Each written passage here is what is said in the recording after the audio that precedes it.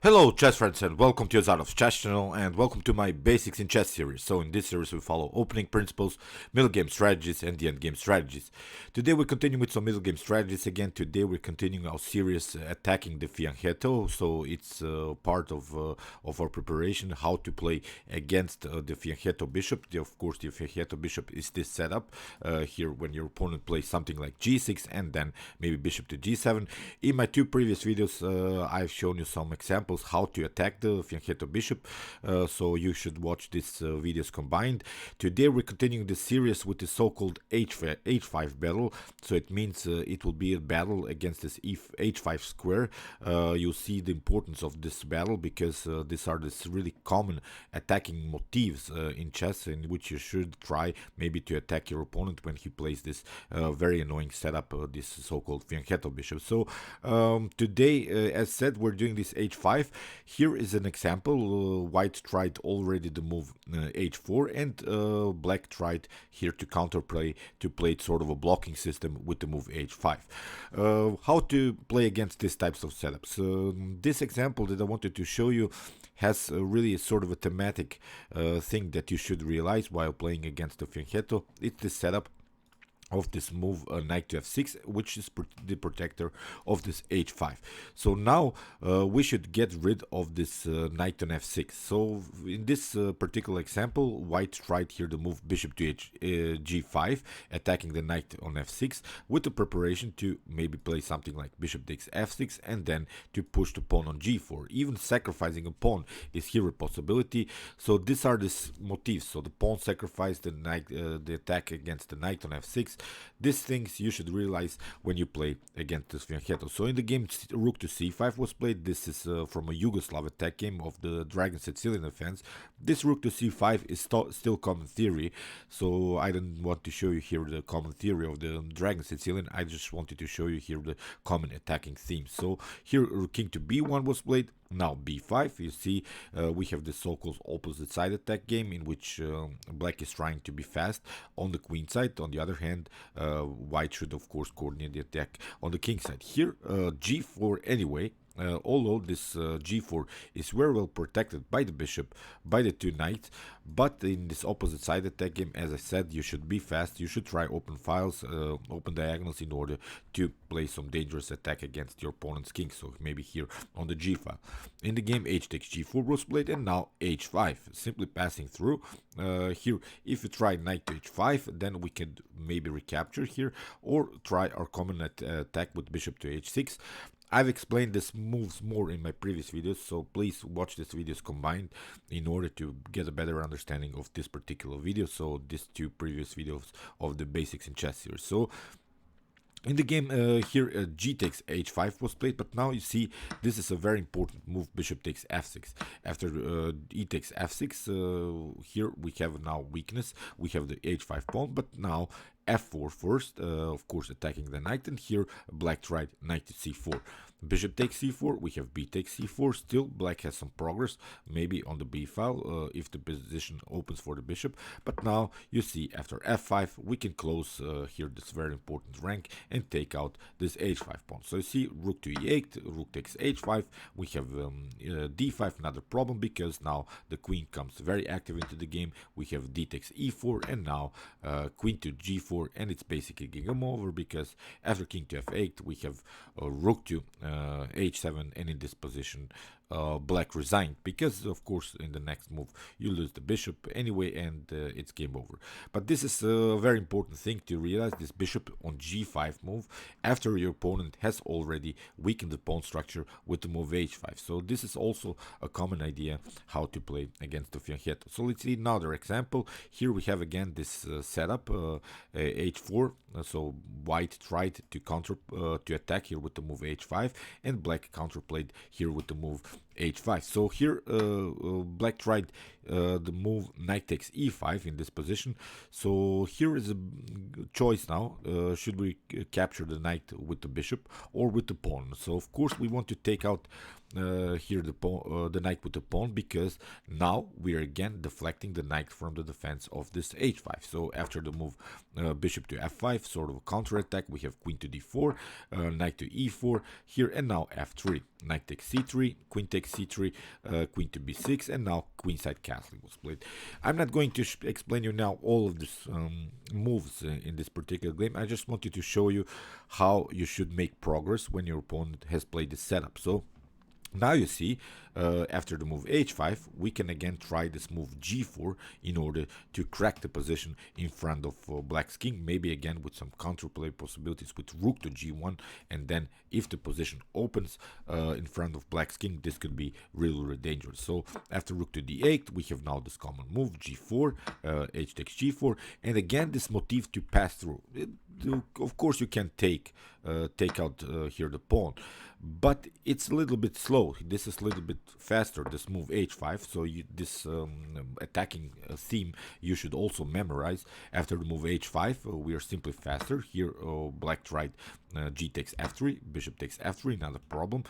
Queen to a6, attacking the pawn on a2, and now h6, simply passing through. Very nice move here by white, bishop to h6, and now we have a very, very tricky move h7. So king to f8 had to be played. Of course, if you try king to g7, then we have this very, very annoying check on h6 with possibilities then after that to play something like bishop to f8. Really, great attacking motifs. Or we could even try here e6, simply opening diagonal for the queen. So many attacking possibilities. So that's why king to f8, and now we have king to b1.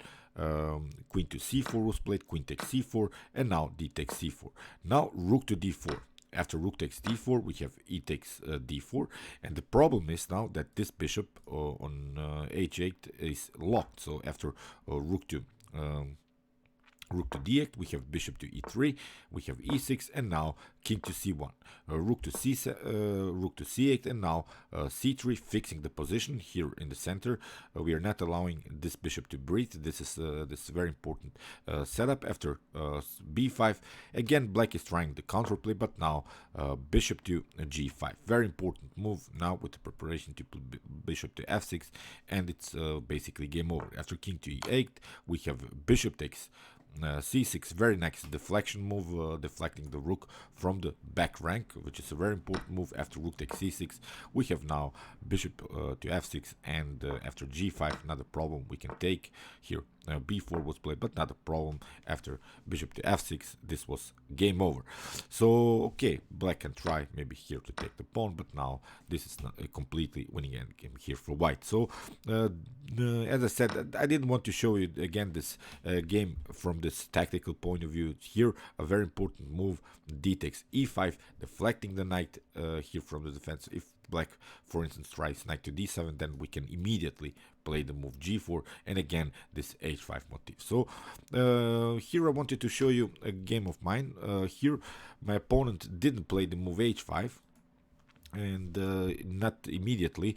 He played the move knight to e6 in order to challenge my knight. The idea is, of course, first to take out the bishop, and then first to take out the knight on d4, then to take out the bishop. So that's why here I took first bishop to g7, after king to g7, now g4, because as I said, in some occasions black could try the move h5 and close the position. Here after the move a6, black is also trying to prepare here the common flank attack on the queen side. As I said, again, I'm pointing you out, we have this opposite side attack game in which both of the sides are trying to be fast on the attack, but I think I'm a little bit faster here. I still have some faster attacking possibilities. In the game I played h4 with the preparation, of course, to play the move h5, and then creating some checkmate threats through the h5. So here h5 was played.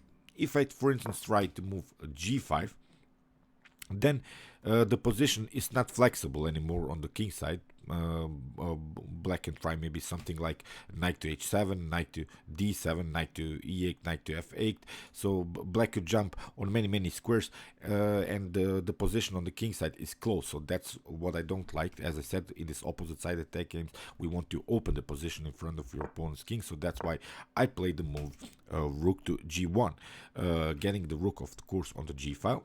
Here we have again this battle sort of for this h5 square, and here b5 was played. I played simply knight take g takes h5. After knight takes h5, I have a good move, knight to f5. For if my opponents, for instance, go somewhere here, king to g8 or king to h8, then the queen comes very actively into the game, so this could be really dangerous. Black is even getting checkmated, so here that's why king to f8, king to f6 was played. Now I played knight to d5, attacking the king again. The king is really endangered here after king to e5, queen to c3, and in this position my opponent resigned because he has to bring out the knight, but again it will be game over. So you see, this is now the critical moment, as said, after the move here h5. Again, black is trying to fix the position on the king side, so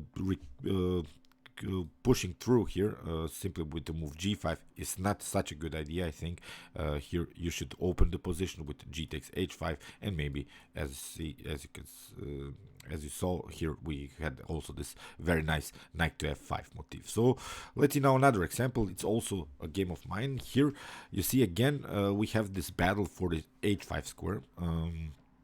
In the game, my opponent tried to move knight to a6 with the preparation. Maybe if the knight jumps, for instance, on the square c5, this could be really dangerous. Maybe knight to a4 motifs are there. After b takes a4, maybe the b file could get open. So also after queen takes a4, here my a2 pawn is weak. So that's why in the game I decided to play the move h5. Again, we are battling for the square.